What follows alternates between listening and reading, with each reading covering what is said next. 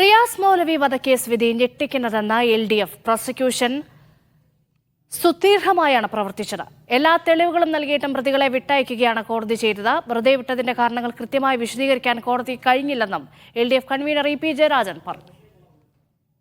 ആ കേസിൽ ഉണ്ടായിട്ടുള്ള വിധി ആരെയും ഉത്കണ്ഠപ്പെടുത്തുന്നതും അത്ഭുതപ്പെടുത്തുന്നതും അതുപോലെ തന്നെ ജനങ്ങളിൽ ഭയാശങ്കകൾ ഉണ്ടാക്കുന്നതുമാണ്.